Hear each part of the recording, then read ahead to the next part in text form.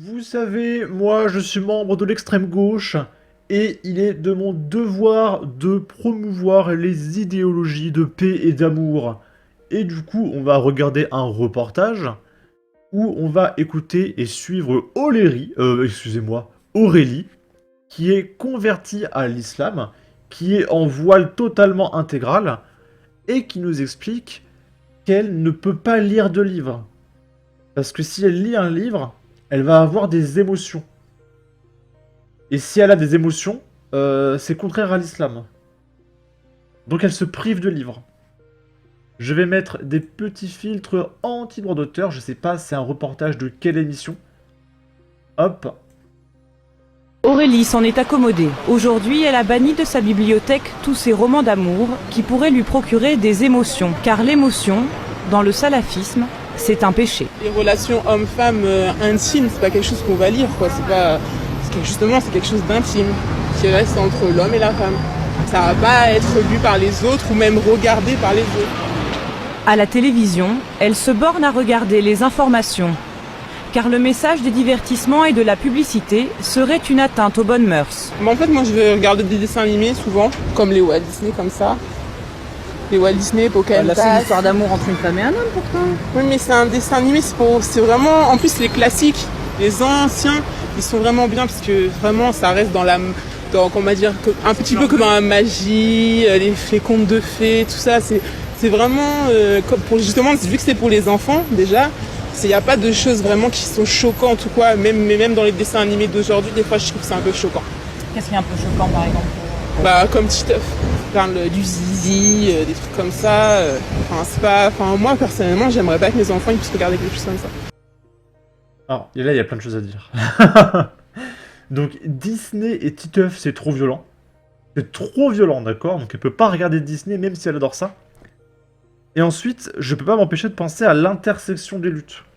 Parce qu'on a d'un côté les gauchistes qui veulent généraliser massivement l'idéologie LGBTQIA+, et apprendre à des enfants de 8 ans à faire des plans à 3, à dire qu'ils peuvent être des garçons, des filles, des non-binaires ou tout ce qu'ils veulent, etc. Qui leur explique comment on se touche, etc. Et en même temps, ils importent massivement un peuple pour qui ce genre, on va dire, d'ouverture d'esprit est interdit. Mais même à 30 ans, d'accord? Et les LGBTQIA+, veulent apprendre ça à des enfants de 8 ans. Donc, au bout d'un moment, il y aura un conflit.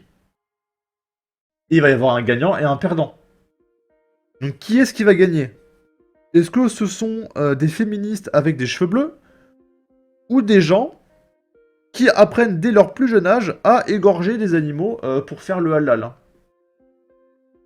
Qui c'est qui va gagner à votre avis dans cette bataille idéologique? Moi, j'ai ma petite idée. Je vous laisse débattre en commentaire. Maintenant, on va regarder quelques articles. Ici, il y a un mec qui est atteint de la fièvre de Lassa, qui a été hospitalisé dans le Val-de-Marne. Cette maladie, très rare en France, fait jusqu'à 6000 morts par an en Afrique. Donc en fait, on a les pires maladies d'Afrique qui arrivent en France. Parce que forcément, on les amène en France.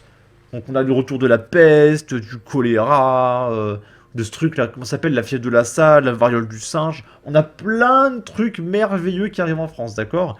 Sachant que nous, on n'a absolument pas les anticorps pour supporter ce genre de truc, hein, d'accord? On n'est pas habitué à ça.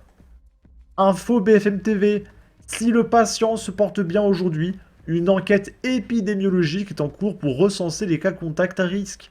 Les personnes identifiées seront placées sous surveillance et devront notamment signaler toute apparition de symptômes. C'est un cas suffisamment rare en France pour être souligné. Selon nos informations, un patient souffrant d'une fièvre de Lassa est hospitalisé à l'hôpital militaire Béguin à Saint-Mandé dans le Val-de-Marne. Cette fièvre hémorragique est causée par un virus qui sévit en Afrique de l'Ouest. Si le patient se porte bien aujourd'hui, une enquête épidémiologique est en cours pour recenser tous les cas contacts à risque, car la maladie peut se transmettre d'homme à homme par contact cutané muqueux avec les fluides biologiques d'un patient, sang, salive, etc. Ces cas seront sous surveillance et devront notamment signaler toute apparition de symptômes. La France est devenue la décharge du tiers-monde, avec toutes les maladies qui vont avec. Il y a aussi une recrudescence de dengue à Marseille. L'immigration est une chance pour la France. C'est ça de faire venir plein de gens avec leurs maladies dont on ne connaît rien. Le mieux est de ne pas les accueillir. On importe le tiers-monde. Et puis, des maladies comme ça, il y en a plein. Hein.